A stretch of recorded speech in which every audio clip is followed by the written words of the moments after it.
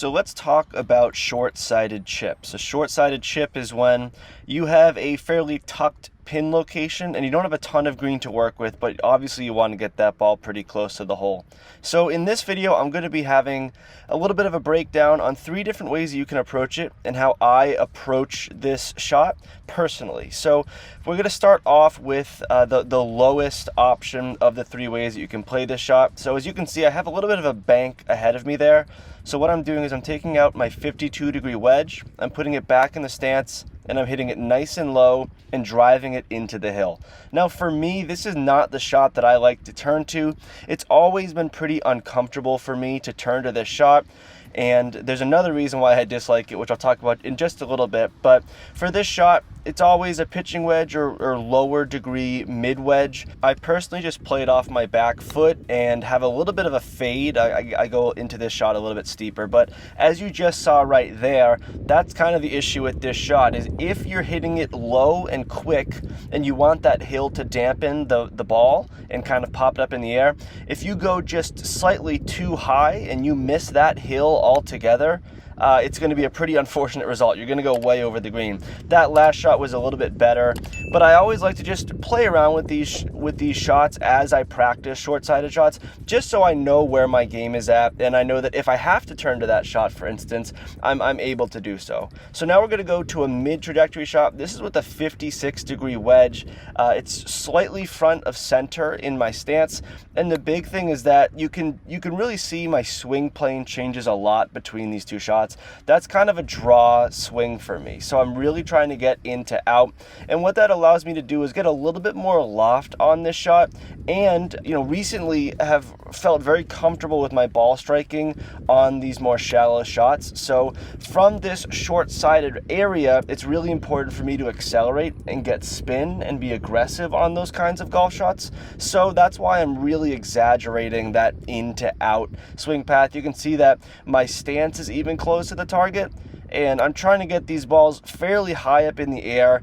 The good thing with this shot, and a reason that I like the mid trajectory, is it's a very safe shot. If you hit it a little bit clunky, you'll probably be just short on the fringe. If you hit it a little bit too hard, hopefully the spin will help that ball bite down and settle down a little bit deep of the green, but it's still a safe option. And now the final option is going upstairs with it, basically hitting a flop shot. So here I have a 60-degree wedge. This ball position is off my front heel. I open up the club face a little bit, and I like to swing across this and kind of get a fade swing path on it.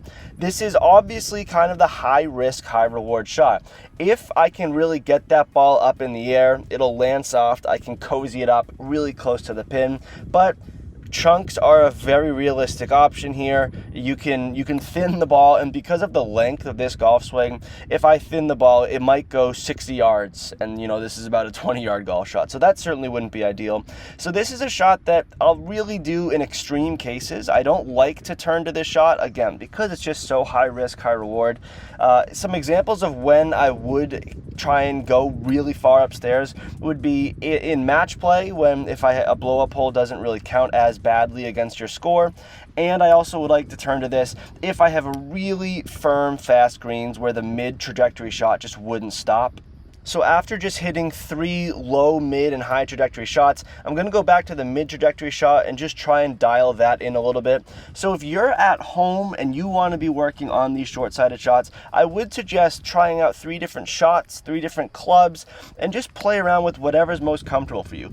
I've played with some golfers who will only go up really high. They're very wristy players, and although that's really not what I prefer to do, it works very well for them, and they're comfortable with it. At the end of the day, with really difficult shots around the green, I don't think you should try and do what everyone else is doing. I don't think you should try to be conventional. You should try and step up to the shot that you're going to step up to and feel the most confident and comfortable with. At the end of the day, that mental security, especially when you have to commit to tricky shots around the green, that is what is most important. So as I continue to work on these mid-trajectory shots with my 56, the few things that I'm focusing on, one is just having that ball striking and that club path be good. As you see before most of these swings, I'm working on exaggerating that in to out method. Another thing that I'm really focusing on is I'm looking at how I can accelerate through the ball and how that generates spin.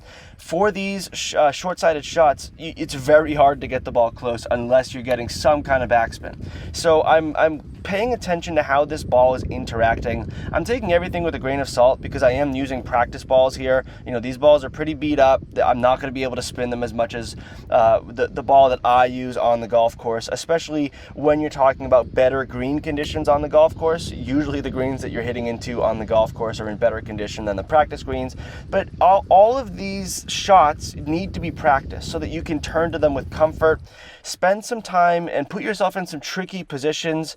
From the fairway, short-sided is not an easy place to be, but I'm sure with experimentation you'll get some confidence to turn to it on the course and be effective with it. If you have any questions or comments, please leave them in the comment section down below. As always, thank you all very much for watching. Play well and take care.